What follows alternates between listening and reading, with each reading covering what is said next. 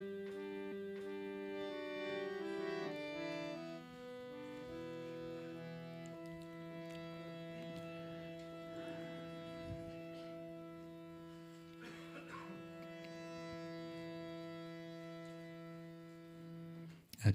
let's try a little experiment. Vyasaki Prabhu does this sometimes. Everyone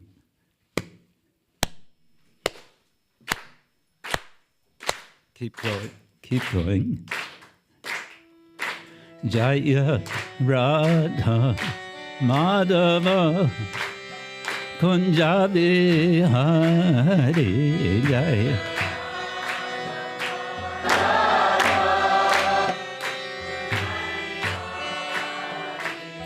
Jaya Radha Madhava Kunjabi Hari Jaya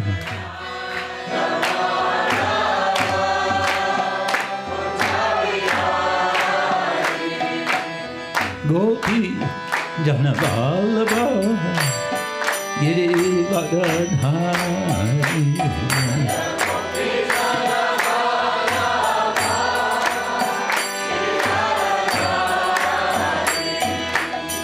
Gopi Janavallabha Girivardhari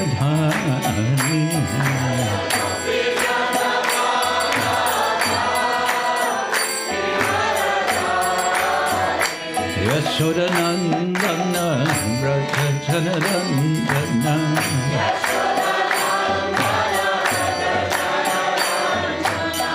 Yashodanandana Brajajanarandana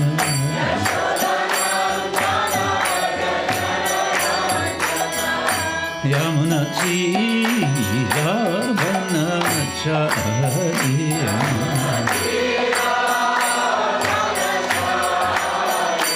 Yamunatira Vanacharya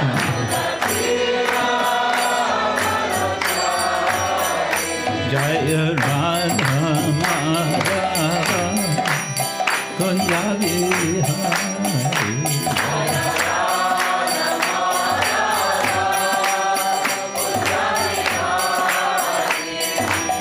Gopi Janavallabha Girivardhari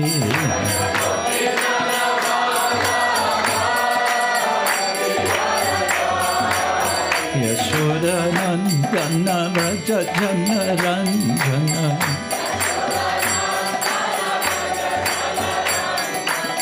Yashodanandana Brajajanarandana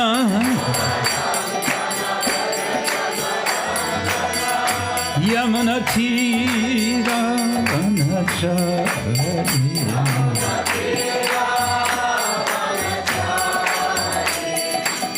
Hare Krishna Hare Krishna Krishna Krishna Hare Hare Hare Rama Hare Rama Rama Rama Hare Hare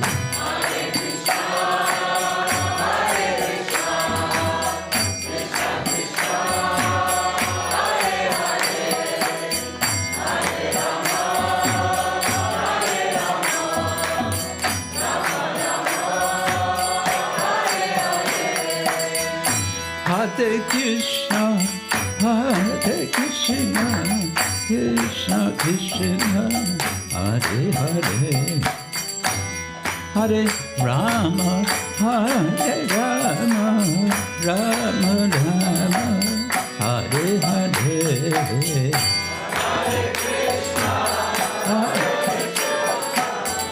Krishna, Krishna Hare Hare, Hare Rama, Hare Rama, Rama Rama,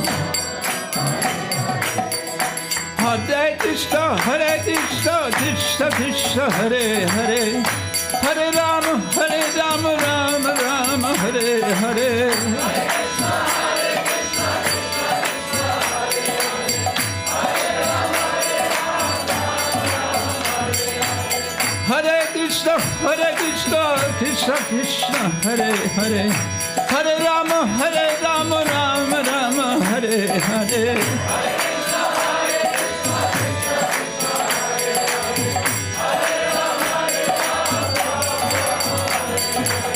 Hare Krishna, Krishna Krishna, Hare Hare, Hare Ram, Ram Ram, Hare Hare.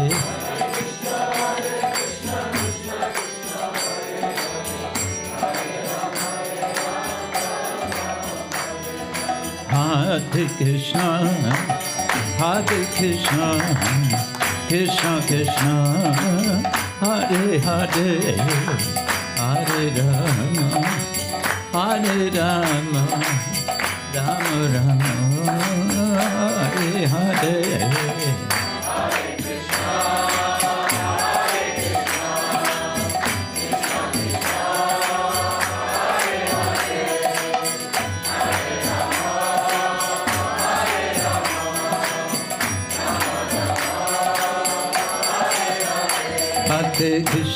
Hare Krishna, Krishna Krishna, Hare Hare, Hare Rama, Rama Rama, Hare Hare.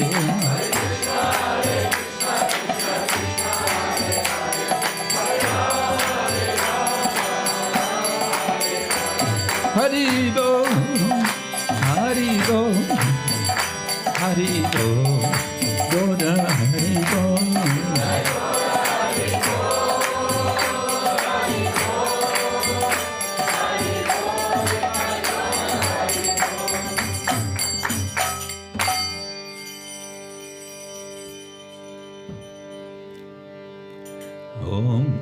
Jnanatimidandasya Jnananjanashalakaya Chakshurunmilitam yena Tasmai Shri Gurave Namaha.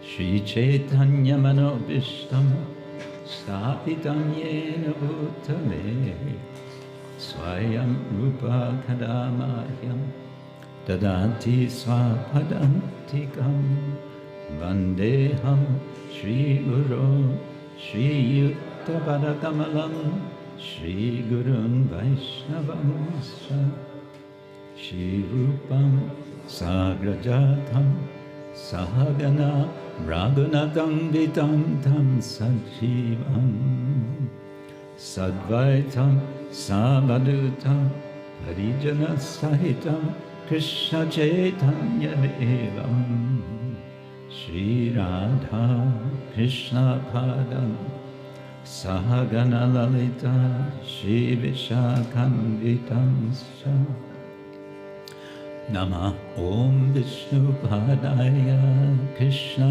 Prasthaya Bhutale Srimate Bhaktivedanta Swamin Iti Namine Namaste Saraswati Devi Gauravani Pracharine Nirvishesha Shunyavadi Paschatya Deshatarine Vancha Kalpatarubhyascha Kripa Sindhubhya Evacha Patitanam Pavanebhyo Vaishnavebhyo Namo Namah.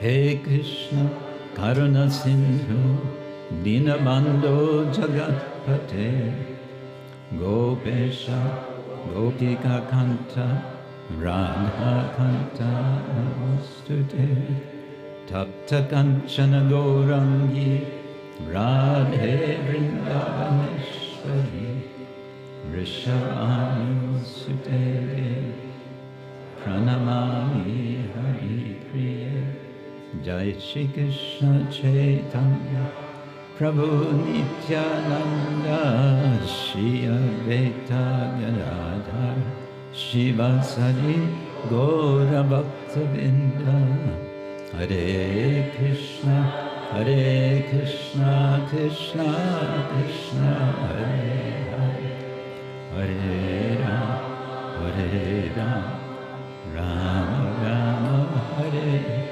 Again, Hare Krishna, Krishna Krishna, Hare Hare, Hare Rama, Hare Rama, Rama Rama. One more time. Hare Krishna, Krishna Krishna, Hare Hare, Hare Rama, Hare Rama, Rama Rama, Hare Hare.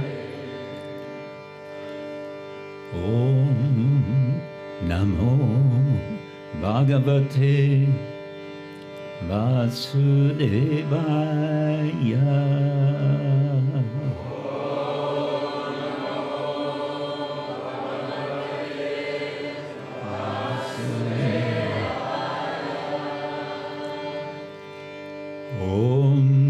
Namo Bhagavate Vasudevaya.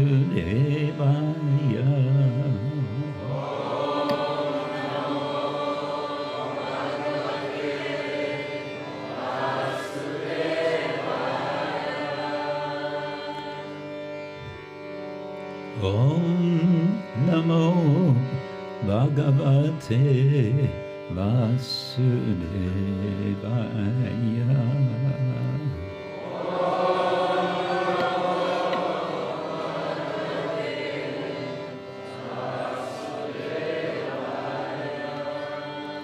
Narayanam namaskritya naram chaiva narottamam deving sarasvating vyasam tato jayamudiraye nashta prayeshvabhadreshu nityam bhagavata sevaya bhagavatyuttama shloke bhaktir bhavati naishtiki. Grantaraja Srimad-Bhagavatam ki jai, Srila Prabhupada ki jai, Samaveta Bhaktavrinda ki jai, Gaura Premanande.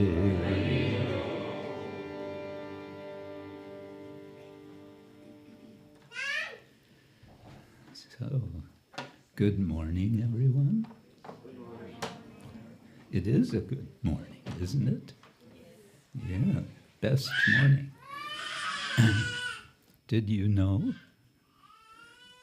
that today is the first day of the rest of your life? Think about that. What an opportunity.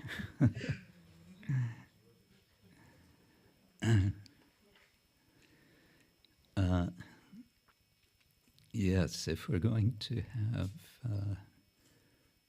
comments from the very small children, that may be a challenge. If he keeps quiet, that's okay. Good. Today, as we have just heard from Govinda Dev Prabhu, today we're celebrating Brahmotsava. You might well wonder, how is this? Is this not Brahmotsava of Nrsimhadeva, a sort of, maybe a kind of rasa basa, considering that yesterday we celebrated Radhashtami. Radhashtami is all about Srimati Radharani and her, as we heard so wonderfully yesterday morning from Sachinandan Swami Maharaj, the nature of Radha's love for Krishna and how we may enter into and partake in that love. How we might, how we want, how we need.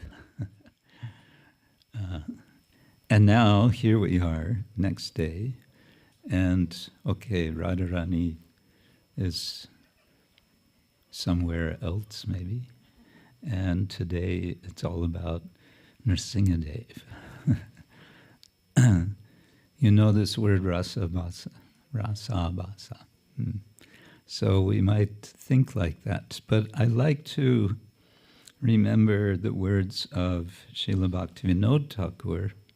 I believe it's in his Navadvipa Bhava Tarangini, if I'm not mistaken.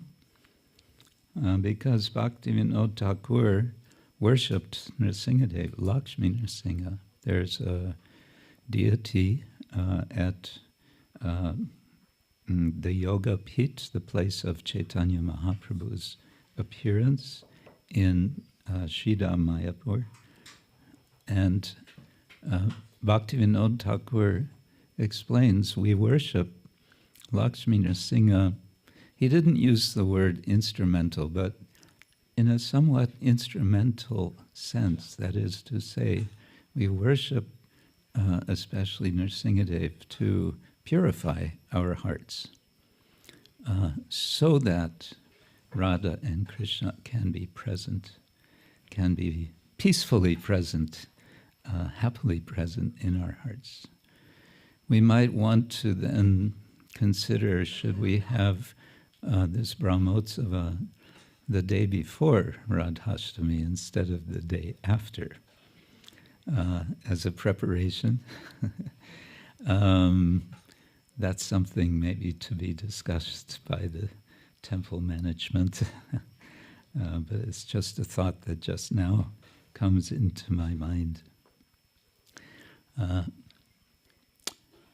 So to begin with, I thought it is appropriate to appreciate something about, first of all, in general, in our society, Srila Prabhupada's society, the International Society for Krishna Consciousness, the worship of Nrsimha has come by Srila Prabhupada's request. In particular, he requested devotees to pray to Nrsimha for his well-being, for Srila Prabhupada's well-being. Srila Prabhupada's health condition was not the best, and so naturally there was concern, and devotees were very concerned. What can we do for you, Srila Prabhupada? And he said, you can worship Lord Nrsimha. And he introduced the prayers that we chant. Namaste Nrsimhaya Prahlada Ladadayine Hiranya Kashipur Vakshaha Shila Tanka Nakalaye Ito Nrsimha Parato Nrsimha Yato Yami Tato Nrsimha Bahir Nrsimha Hridaye Nrsimha Nrsimham Adim Sharanam Prapadye. We always sing this and chant this, often with little thought of what the words mean. I especially appreciate the second of these two verses, Ita Nrsimha. Ita literally means from here, and parataha means literally from there. Nrsimha. And often in Sanskrit, the verb to be is implied. So asti, itaha Nrsimha asti, or asi, you are present. So it's saying, Krishna, Nrsimhadev, you are present. You are present here, you are present there. Yato yami. What does that mean? Anyone know? Yes, wherever I go. Yami means I go, and yataha means wherever. So wherever I go, tataha there, Nrsimha asti, Nrsimha is there. And Bahir, Bahi means externally, Shri Shri Prahlad Nrsimhadeva ki jai. Bahir Nrsimha Hridaye Nrsimha Hridaye in the heart. Nrsimham Adim Sharanam Prapadye. Which Nrsimha? Adim Nrsimha, the original, the primordial, half man, half lion. The semi-teriomorphic form of the Lord. So Srila Prabhupada introduced us to, and devotees have taken up very enthusiastically the worship of Nrsimha. And why? Why are we so enthusiastic for Nrsimha worship? Any suggestions? Because he protects us. Why do we need protection?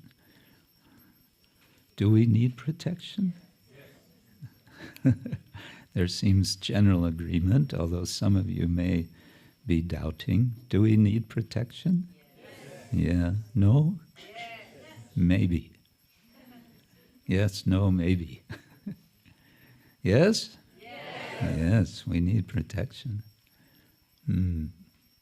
Why do we need protection?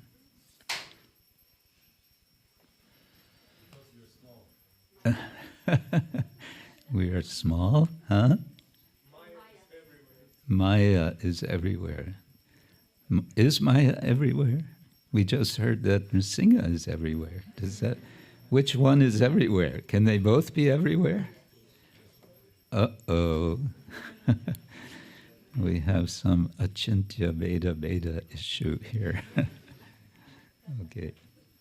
So, and particularly here in Deutschland, there was particular concern in 1979 when this property was acquired. Sachinandana Swami, Ashok Kumar Prabhu in particular, found, isn't it? The two of you together were, yes, you were traveling. Oh, and Kriparama Prabhu found the farm. So that's nice to remember. No? No. Yes, okay. And so the idea came because we're very close to two borders, but especially to the Czech border. And in those days, and who knows, borders, they're constantly changing and so many things can change.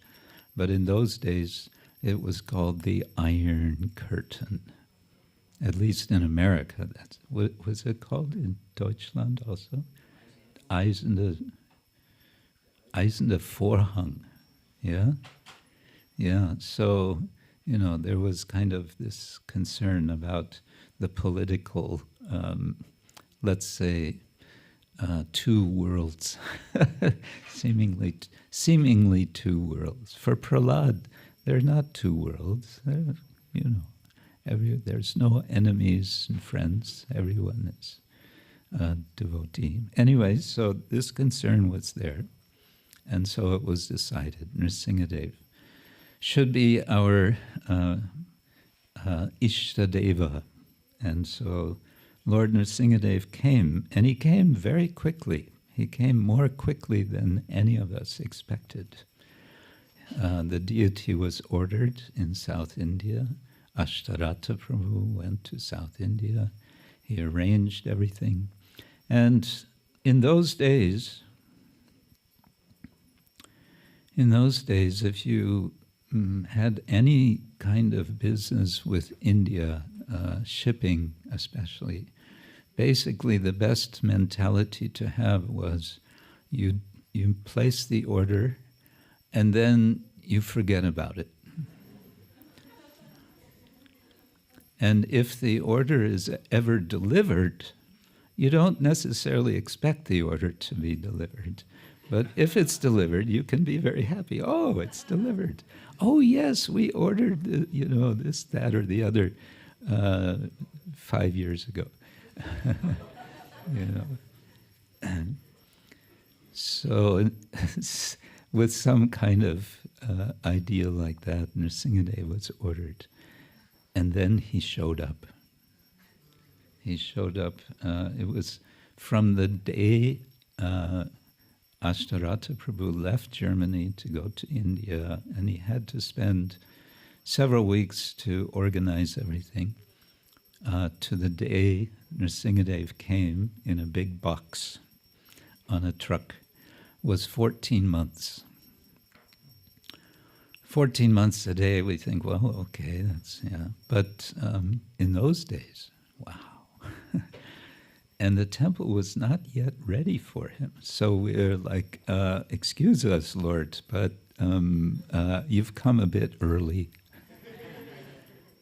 Don't mind, but we need some more time to finish the temple. That story is all described in quite some detail in this very wonderful book that devotees have compiled. What is it titled? The Nrsimha book? I don't know. Simhachalam. Glories of Simhachalam. The story of Simhachalam. So many of you have this book. If you don't have a book, you can get the book.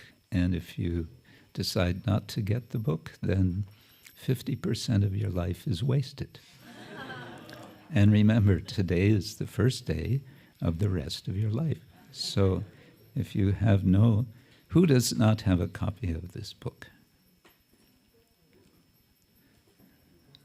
Okay, so you have something to go shopping for today. We all like to go shopping. We have Loy Bazaar out here by the grace of the Czech devotees. Yeah. So, and I wanted to say one more thing about Nrsimhadeva here in Simhachalam, and that is that times have come more than once over the last, how many years is it now? From 1982, I believe, we had the formal installation. 43 years. It's been more than once that the situation here on the farm was what we might call critical, economically and in other respects. And the question has come up more than once. What do we do? Do we sell the farm and move Nrsimhadeva somewhere else? And that has been discussed more than once.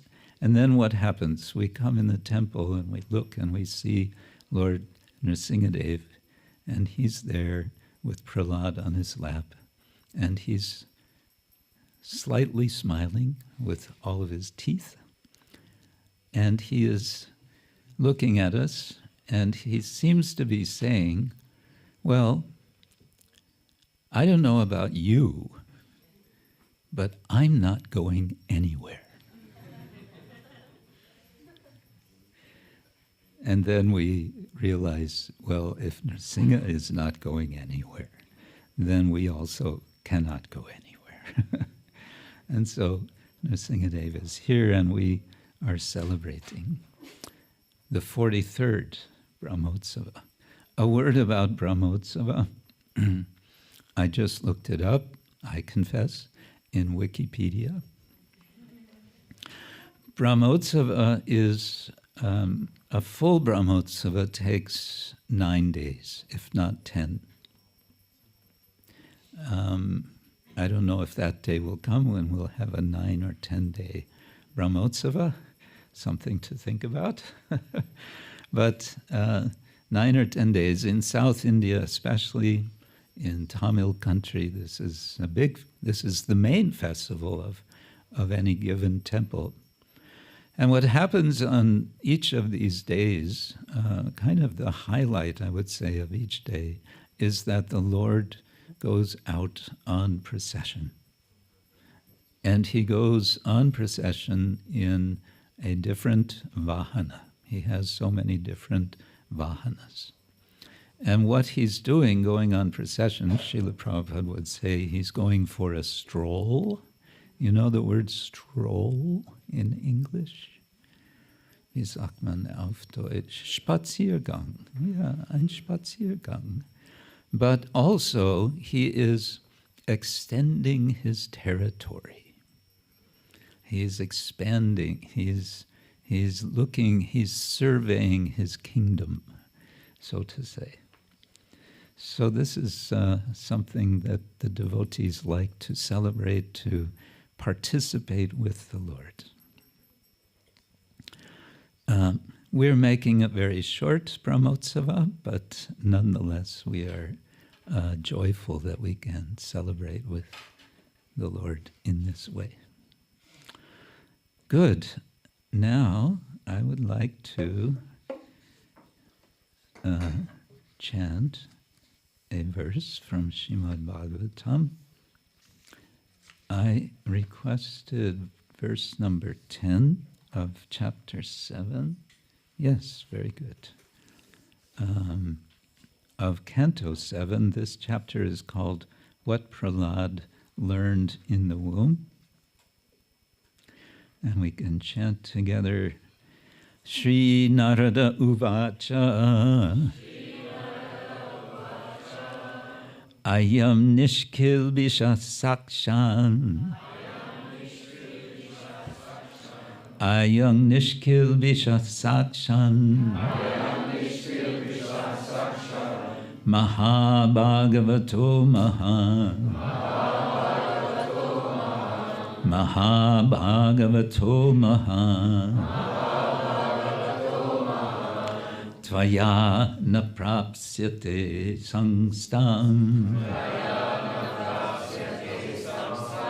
Tvaya na prapsyate sangstam, Anantanucharo Bali, Anantanucharo Bali.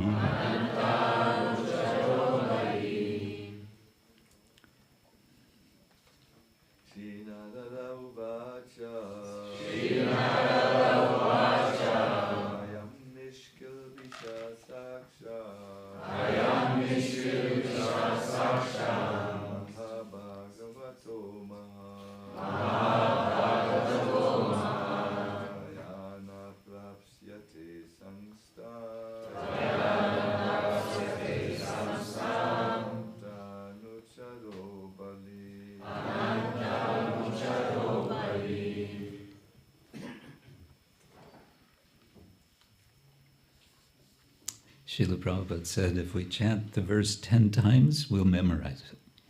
No. You doubt? Go ahead, others. Narada Uvacha Ayam Nishkil Visha Sakshan Mahabhagavato Mahan Tvayana prapsyate samstam Anantanu charo bhari.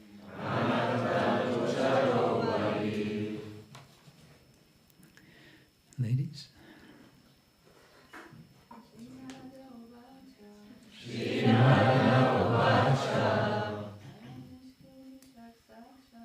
Ayam Nishkil Visha Sakshan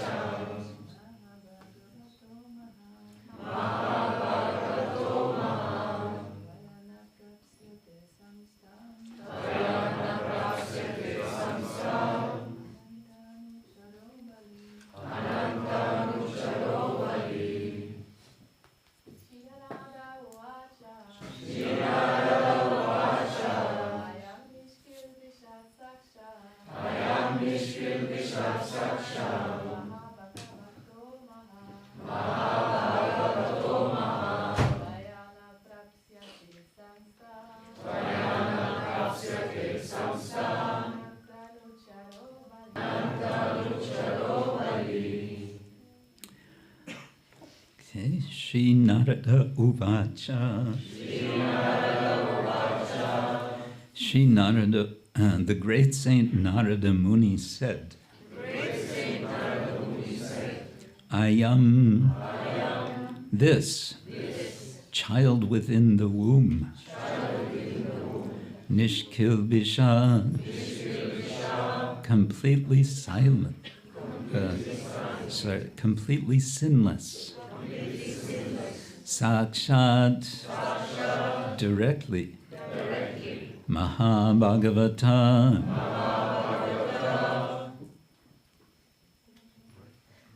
great personality. A great something, a great what? A great, a Mahabhagavata is a Mahabhagavata, yes. A saintly devotee. Mahan, very great. Tvaya, by you. Na, not. Prapsyate, will obtain. Sangstam, his death. Ananta, of the Supreme Personality of Godhead. Anuchara, a servant. Bali, extremely powerful. Translation and purport by His Divine Grace, A.C. Bhaktivedanta Swami, Srila Prabhupada. Translation, Narada Muni replied, the child within this woman's womb is faultless and sinless. Indeed, he is a great devotee, a powerful servant of the Supreme Personality of Godhead. Therefore, you will not be able to kill him. Purport, there have been many instances in which demons or non-devotees have attempted to kill a devotee, but they have never been able to destroy a great devotee of the Supreme Personality of Godhead. The Lord promises in Bhagavad Gita 9:31, Konteya pratijanihi name bhakta pranashyati. This is a declaration by the Supreme Personality of Godhead that his devotee cannot be killed by demons. Prahlad Maharaj is the vivid example of the truth of this promise. Narada Muni told the king of heaven, quote, it would be impossible for you to kill the child even though you are demigods, and certainly it would be impossible for others. And so ends Srila Prabhupada's purport, Sri Narada Uvacha, Ayam Nishkilvisha Saksha Maha Bhagavato Mahan Tvaya na prapsyate sangstam Ananta nucharo bali. Narada Muni replied, the child within this woman's womb is faultless and sinless. Indeed, he is a great devotee, a powerful servant of the Supreme Personality of Godhead. Therefore, you will not be able to kill him. Who is the mother of Prahlad? Kayadu, yes. So the woman referred to here is Kayadu. We know the situation, we know what is happening, that the demigods are coming with the assumption that since Hiranyakashipu is such a demon, his child, his coming child, will certainly also be a demon. There's a certain logic to that. However, Narada is anticipating that mistaken idea, and he's saying, stop, He's putting up a big stop sign, halt, and saying, there's no, even if you wanted to, you would not be able to kill this child. And why is that? Because Mahabhagavato, Mahan, he is a great Bhagavata. Now it's interesting that he is recognizing him as a great devotee even before he is born, and even before he instructs Kayadu with Prahlad in the womb. So already in anticipation, he is recognizing that Prahlad is a great devotee. What do you think? It seems to me that when we celebrate Nrsimha's appearance, it doesn't really make sense for us to celebrate, to ignore Prahlad. What do you think? No? Yes. It makes sense to forget him? Yes. No. Okay. No, it doesn't make sense. In fact, in many respects, we may want to say that we celebrate Prahlad at least as much as we celebrate Nrsimhadev. We celebrate Prahlad as a model devotee. We may come to this later, but we'll see how the time goes, to consider just how Prahlad is a great devotee according to Sanatana Goswami in his Brihad Bhagavatamrita. But for now, what I want to consider is the idea of education, Prahlad as a teacher, and Narada as a teacher. Of course, first Narada is teaching Prahlad, and then Prahlad is sharing what he has taught with his friends. His friends?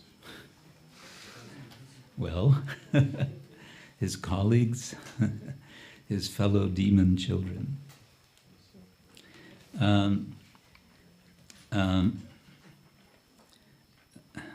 Let me ask you about your experience.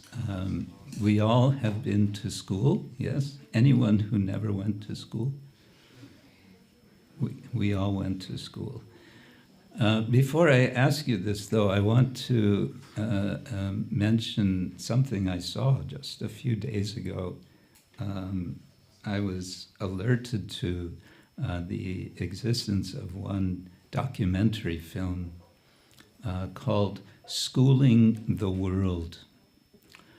It's a rather depressing documentary, so I don't know if you want to see it, but it's very illuminating of something which happens in our world. In particular, this film is telling about the institutionalization of schooling, especially in third world countries, and how,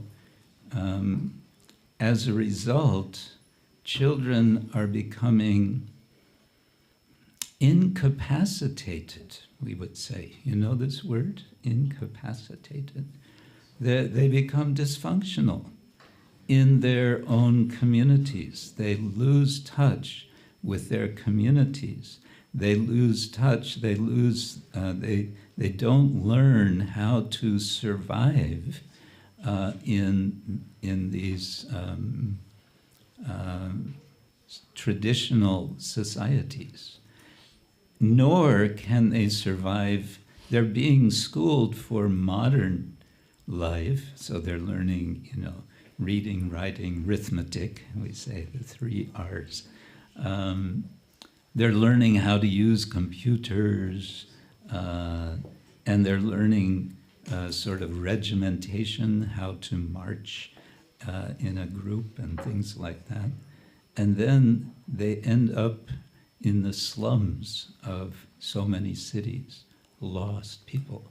So that's, as I said, rather depressing. You all have experience in school. I have experience. We all went to school. Sachinandan Swami said he left school as soon as it was possible, right? Yeah, and hasn't regretted it, right? I persisted, for better or worse, but then I dropped out of college for 23 years and then was persuaded to go back to university. But perhaps you have memory of good teachers that you had in school, yeah? I remember I had a very good German teacher, Frau Thom.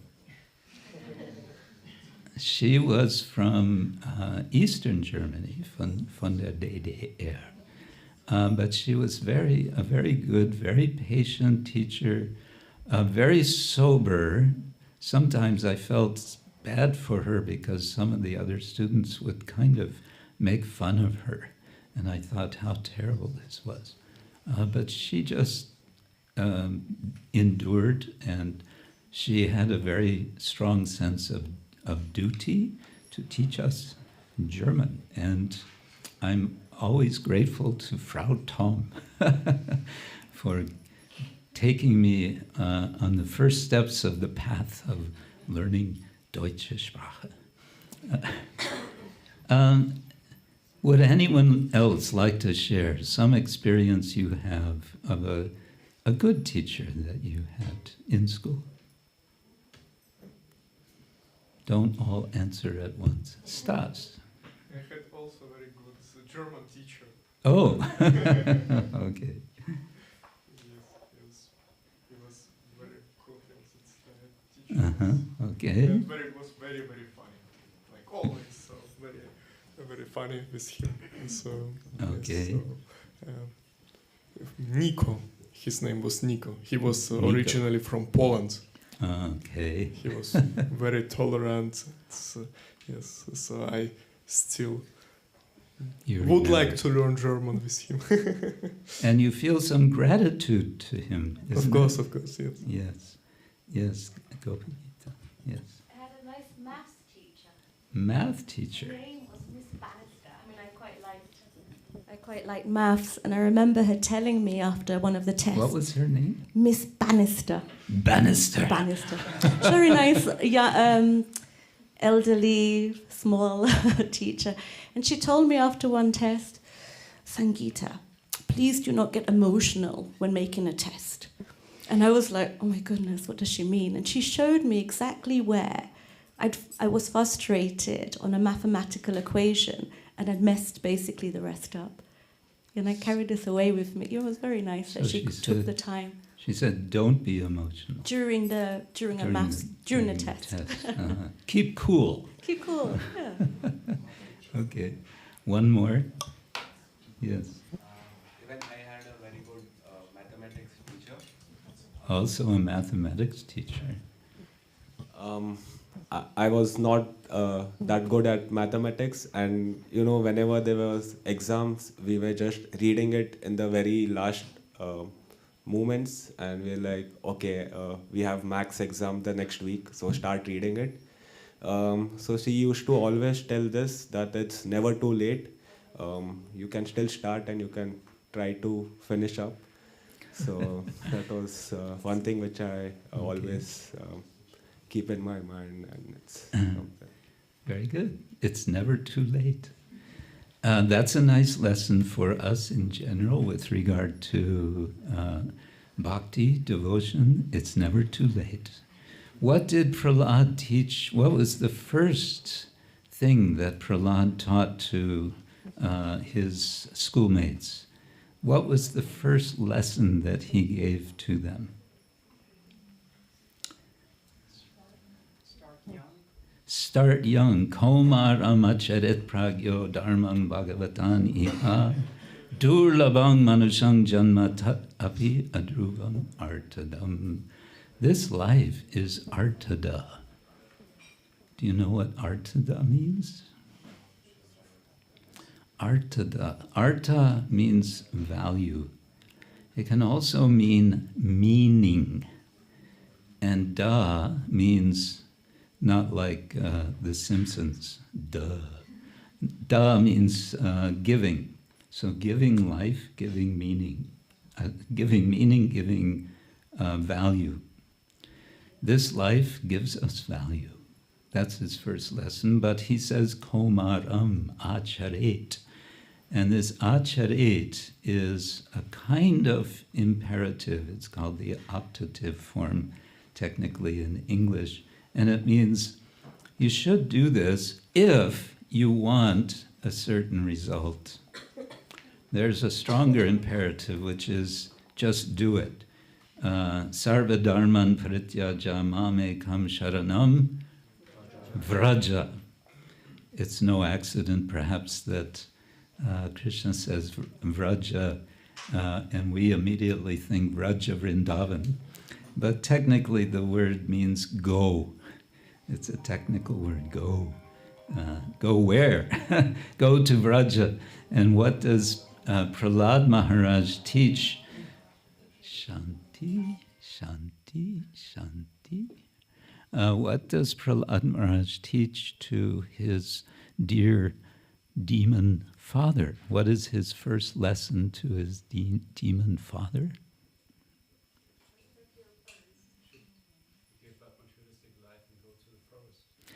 Yes, give up material life, go to the forest. And what does Srila Prabhupada specify in his translation of that verse? Srila Prabhupada, Prabhupada would write his translations and purports. He says, I'm writing, it is my ecstasies that I am writing. So he said, go to Vrindavan. Did Hiranyakashipu accept that advice? No, and that was the whole problem, right? That was the whole problem. But Kaumaramachara Pragyo. So anyway, Prahlad is teaching, and he's teaching in a somewhat dangerous situation, isn't he? The two teachers, Shanda and Amarka, who were sons of Shukracharya, they could return at any moment, but while they were out, I often think they were out on a smoke break. Anyway, they're away, and Prahlad takes the opportunity to teach. And what he's teaching them is, of course, a completely different worldview than what their regular teachers are giving them.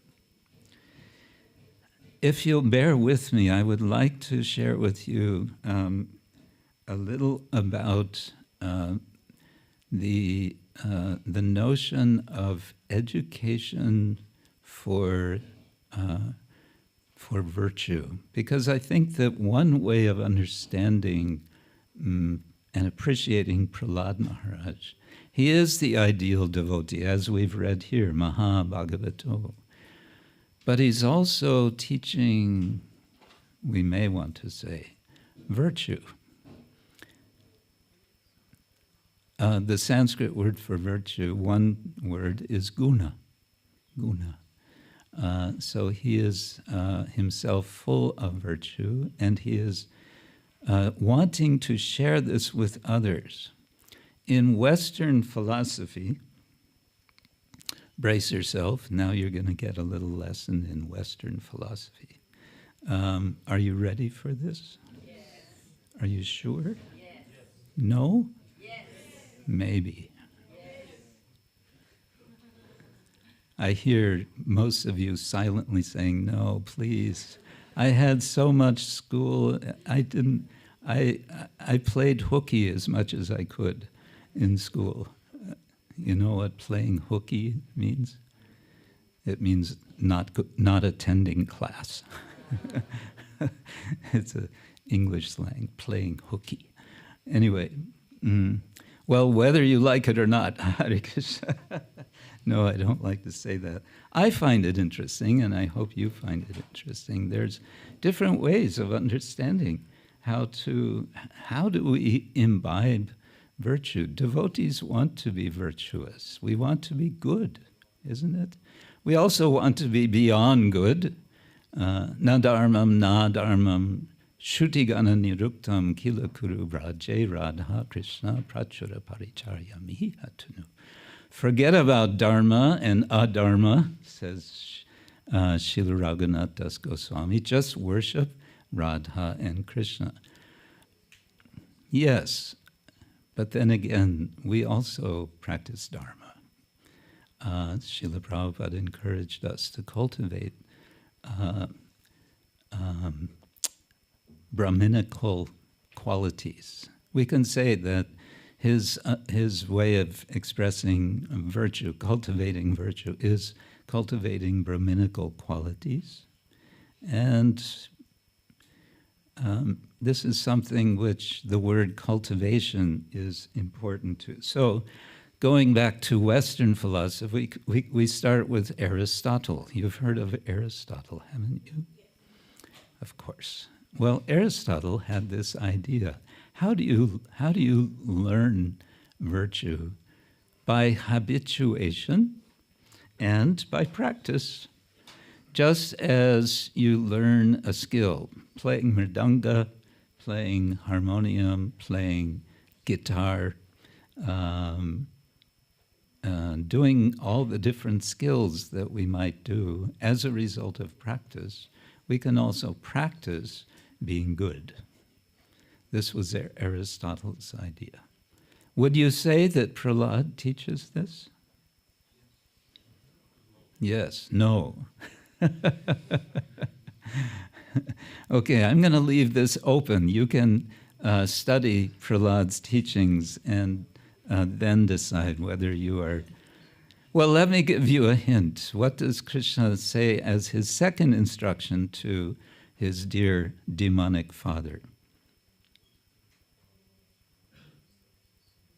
Shravanam, Kirtanam, Vishnu, Smaranam, Parasevanam, Archanam, Vandanam, Dasyam, Sakyam, Atmani Vedanam, Iti Pungsarpita Vishnu, Bhaktischen Navalakshana, Kriyeta Bhagavat Yadha, Tanmanye Aditam Uttamam. He says, I consider these 9 activities, Shravanam, Kirtanam, Vishnu, Smaranam, etc., to be the best education. And what are these? What sort of activities are these that we do? They are, you can say, there are practices to which we become more or less habituated. Bhakti yoga, yes. Okay, the second sort of way of understanding or imbibing virtue is by philosophical inquiry. And the model for this in the Western culture is Socrates. You've all heard of Socrates, haven't you? We never read Plato, but we've heard of him. So Socrates used to go around town and sort of, we say in English, buttonhole people. He would, like, you grab someone by their collar and you say, hey, what do you think is justice? And he would, well, what is justice? Justice means whatever, and they will give some answer. And then Socrates will say, you think so, huh?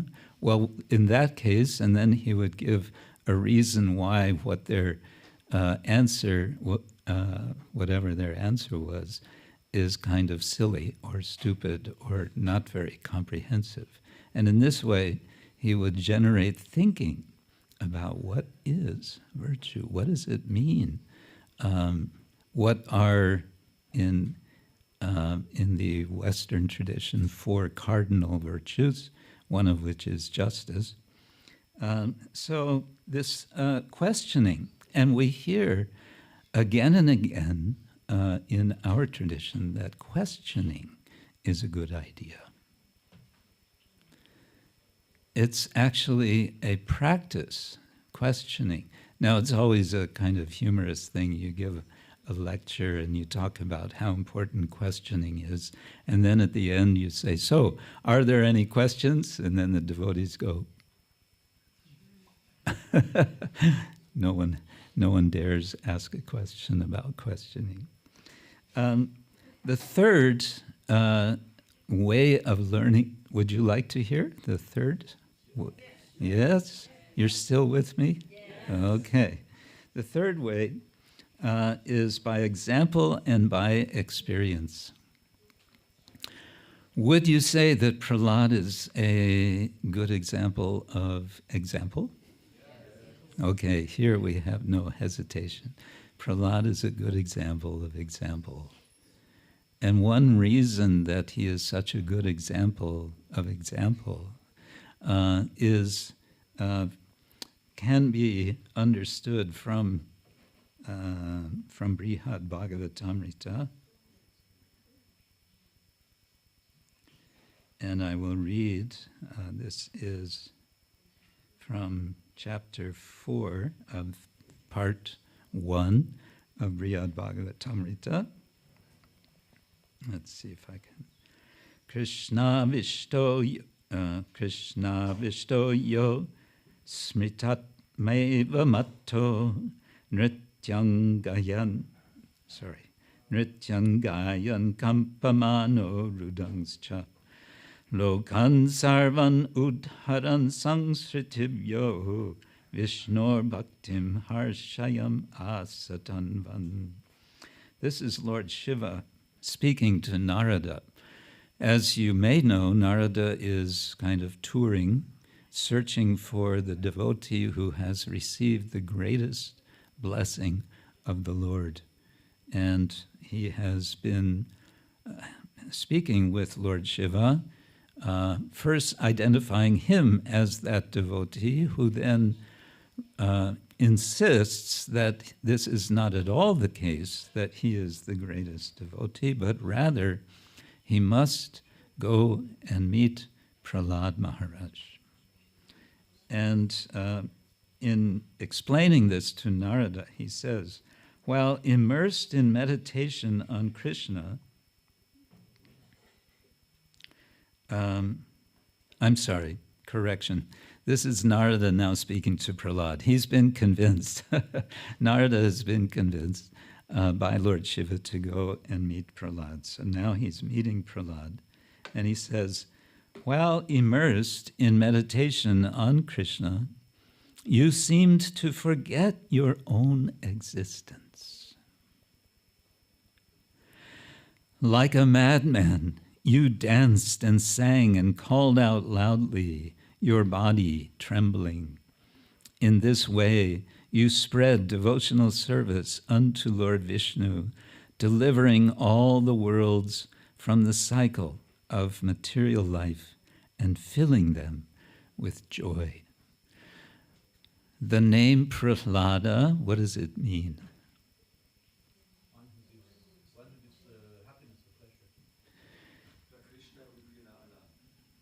Say again?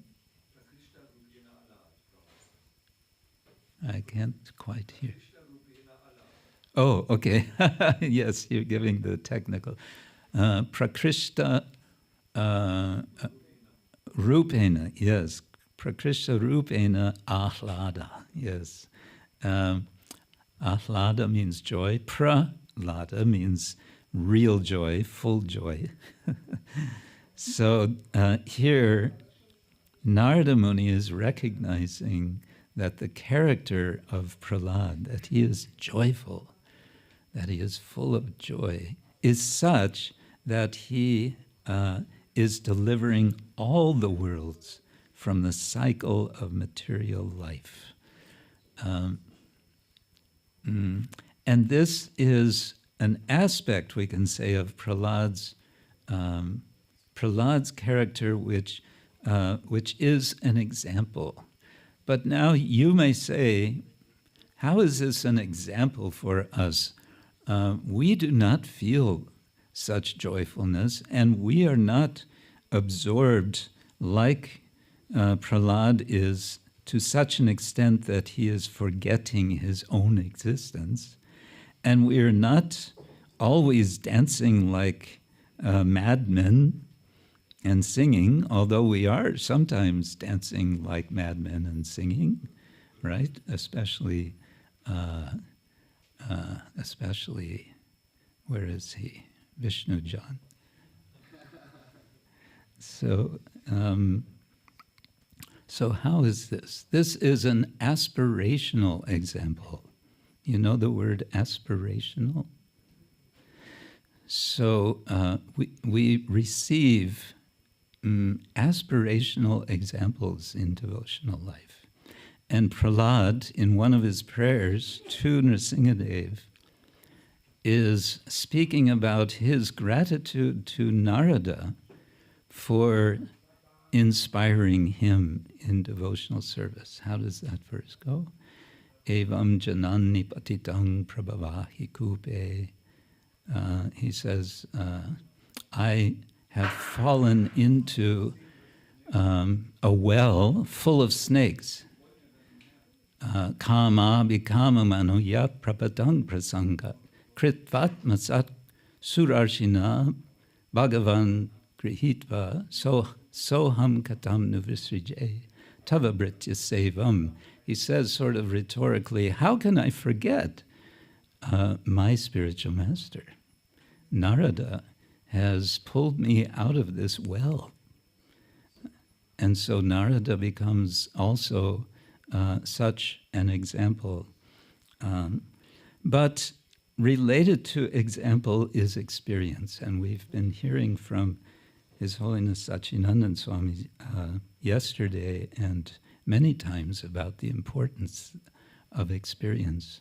But this goes very much together with example. We see someone else dancing and joyful and singing, and we get experience through that person of that joyfulness, and then we start dancing and singing, isn't it? That's very much how the whole devotional process works. Mm-hmm. There's one more Western sort of category of learning value, learning virtue. Do you want to hear this? Context and environment. Context and environment. Prahlad Maharaj was not in a good environment, not in a favorable environment. He was, we could say, while he was in the womb of his mother, was that a favorable environment? Well, in one sense, yes, because he had nowhere else to go than to stay there and listen to Narada Muni, isn't it? And we can say that Narada was actually giving him initiation. There's a ritual process where one becomes as if reborn. If you do a very elaborate Diksha ritual, then there's a whole process where you come blindfolded to the place of initiation. So context, Prahlad, after he's born, he's not in a favorable context or environment. And yet, he makes it favorable. He becomes the favorable environment, we may want to say like that. Are we in favorable contexts for cultivating virtues of devotional service? What do you think? Yes, we are, especially here together. All of us together, we can appreciate what wonderful, favorable environment we're in. And yet, we all go our various ways after the festival, and we may find ourselves in less favorable environments, isn't it? And then what to do, right? Then we have to make effort ourselves to make the favorable environment ourselves. And we could say that this is what preaching is about. Srila Prabhupada often used the word preaching. He He said, go out and tell others about Krishna consciousness. And by doing so, what are you doing? You're creating a favorable environment. I heard that yesterday some devotees went to Passau and did Harinam. Any of you here? No? Maybe it was the Czech devotees. Are there Czech devotees still here? No, they've gone back. Anyway, I was happy to hear. Yes, Passau. Why not? Keshava Swami Bhakti, what's his name? Swayam Bhagavan Keshava Maharaj made a very interesting point in a lecture recently. He said we need to have three things in our cultivation of devotional service, and I would say this is our cultivation of spiritual virtue, if you will. He said, first of all, we need to have a vision. How are we getting this vision? Well, we're getting vision from Sadhu, Shastra, and Guru. We may want to say, first of all, from Guru, but we may also want to say, first of all, Sadhu. We hear from a Sadhu who takes us to Guru, and we hear from Shastra. So from these three, we get some vision, but we need to also engage ourselves. We need to bring ourselves into that vision, and that requires deep reflection. How do I fit into this vision? Or how can I extend this vision? How can I participate in this vision in such a way that I'm helping to expand this vision? The next principle that Keshava Maharaj explained was plan. You need to have a plan. You need to decide, okay, here's the vision, so what are we going to do? Srila Prabhupada gave us a very specific plan. He gave us temples, he gave us deity worship, he gave us a plan how to worship the deities. He gave us a plan to chant the Hare Krishna mantra. He gave us a plan to distribute his books. He gave us a plan to establish farms, to learn how to become self-sustaining, and so on. He gave us elaborate plans. Still, we have to then make the specific plan. What to do, how to make this vision a reality. And the third principle that Keshava Maharaj gave is environment or context. We need to have a place, we need to have a space, we need to have surroundings that are favorable. We need to have, if we want to cultivate a garden, right, we need to have some space to make a garden. We have such beautiful gardens here at Simhachalam. So nice to see. Have you all been out to the vegetable gardens? Yeah, it's so wonderful how devotees are doing. And we are cultivating devotional service. And for this we need vision. What is first? Vision, then environment, context. So all of these are being given to us, and I would say Prahlad Maharaj is, I would say especially he's giving us a vision, and I'll end with this, a verse which you may know. He's giving us a very broad vision. We heard 2 days ago that the world needs healing. You said the world needs healing. How to heal the world? Well, one way we feel is very meaningful for us, artada, is to worship Nrsimhadeva and pray to him. And Prahlad Maharaj prays to Nrsimha in this way, Swastyastu Vishvasya Kala Prasidatam Dhyayantu Bhutani Shivam Mitodhyaha Manascha Badram Bhajatad Athokshaje Aveshatam no Matir Api Ahaituki.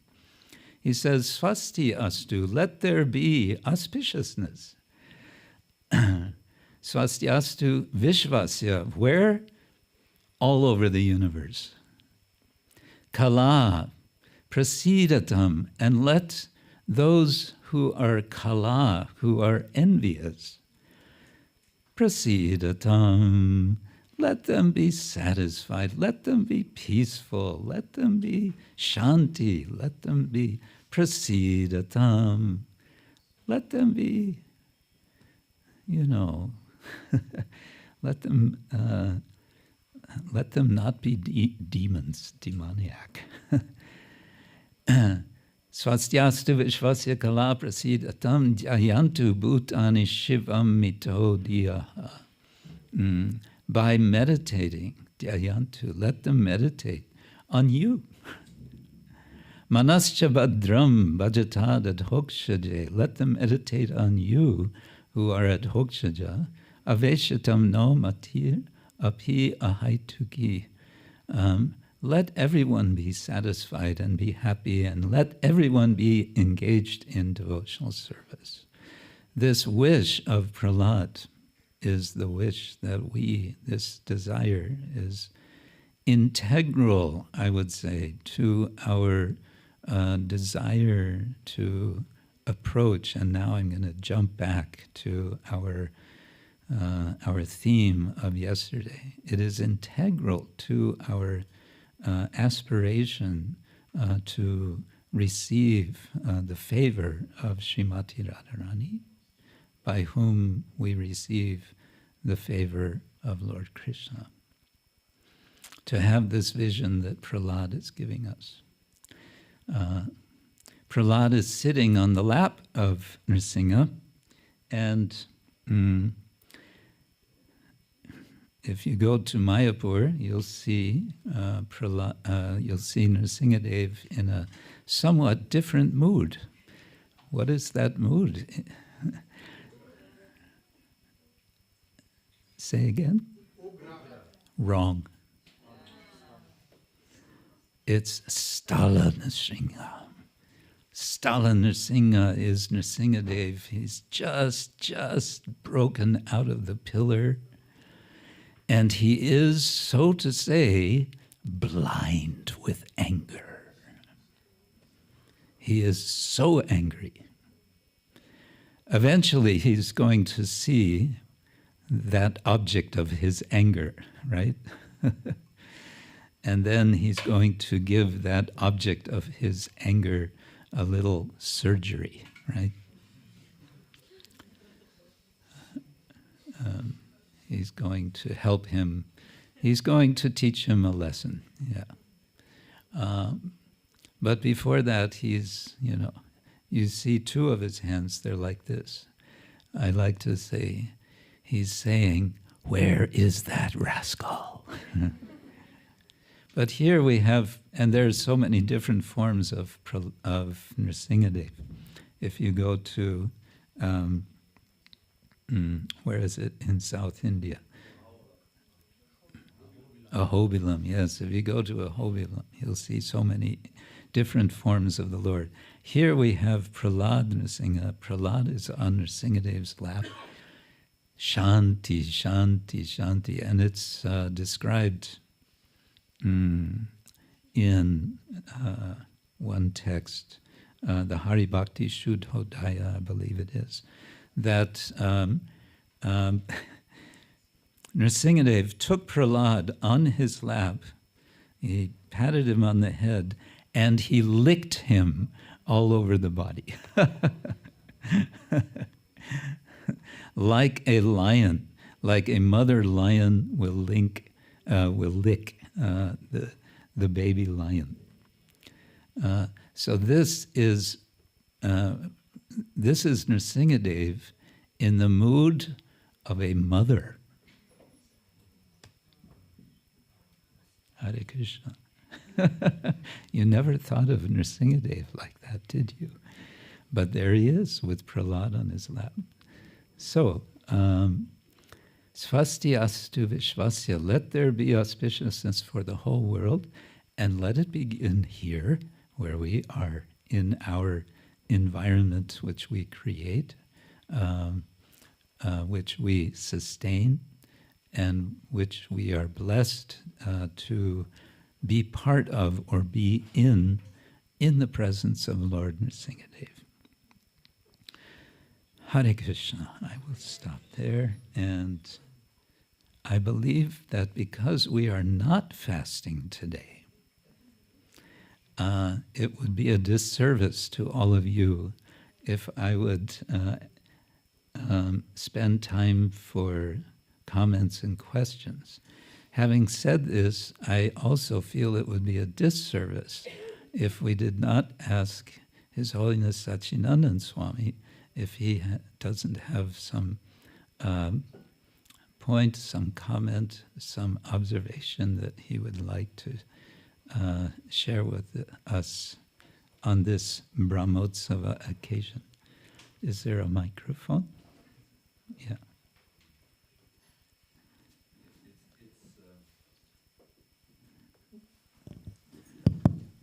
Hare Krishna. Thank you very much. It is more of a question. Brahmotsava, I heard from our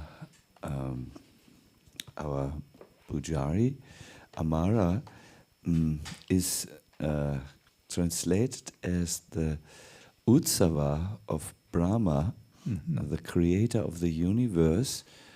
Why is he having a Utsava, a festival?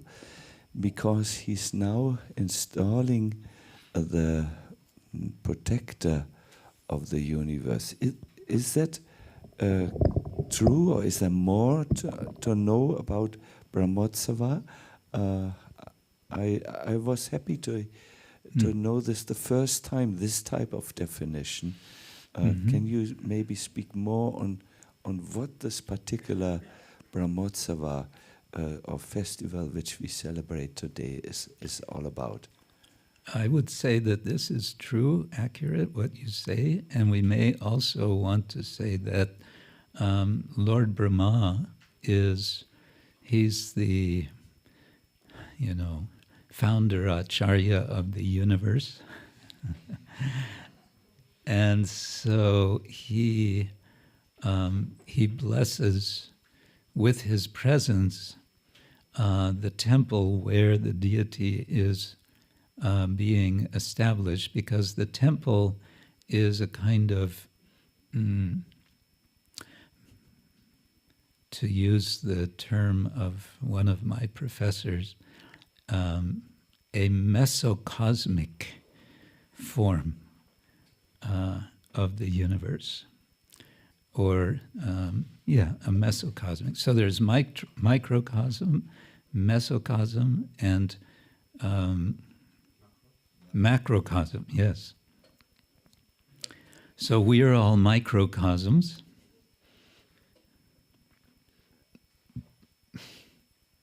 Everyone's silent. It's an odd thing to think about this morning. I'm a microcosm, okay. And the temple is a mesocosm. It's an in-between. And of course, the universe is the macrocosm. So Brahma is the founder acharya, we may want to say, of the macrocosm.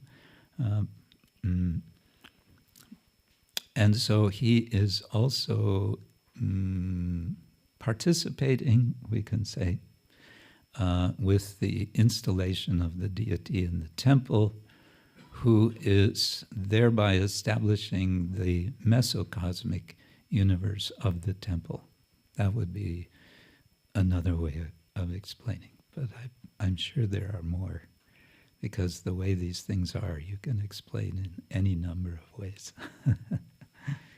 But yes, so we can say it's Brahma's festival also. Lord Brahma is generally very much neglected. As I understand, there are altogether in India only 2 temples of Lord Brahma because of well, various reasons. Lord Brahma is kind of neglected. One of the temples I've heard is in Pushkara. Is that right? Pushkara? Anyone been in Pushkara? So, and where is the other temple? There's one very small temple, I think, in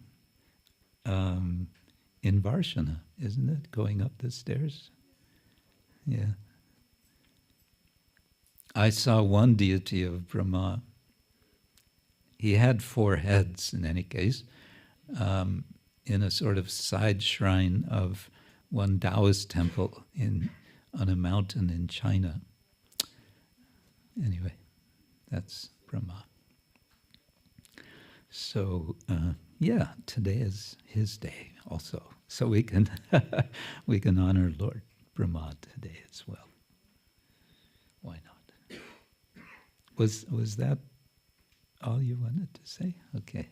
Do we have any further announcements before breakfast?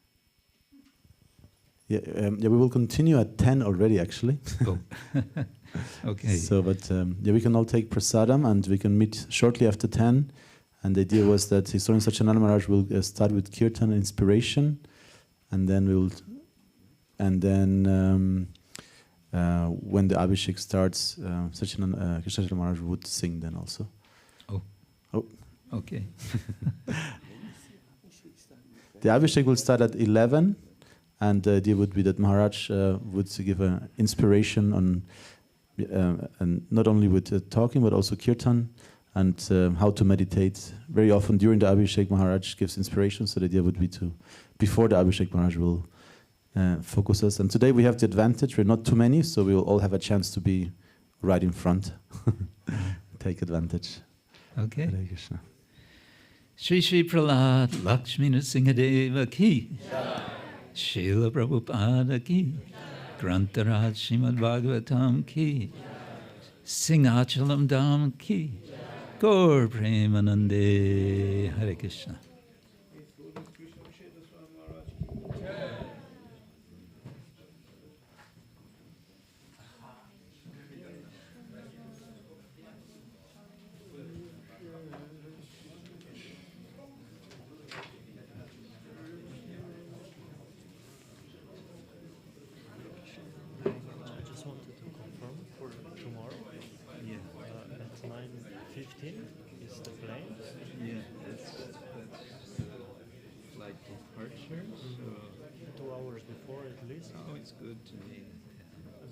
So I was thinking 4:15. It's okay for leave from your apartment or your stay. Okay. So this is three hours. Driving, let's say. Right. Let's say 4 o'clock. 4 o'clock. Okay. Yeah. Good.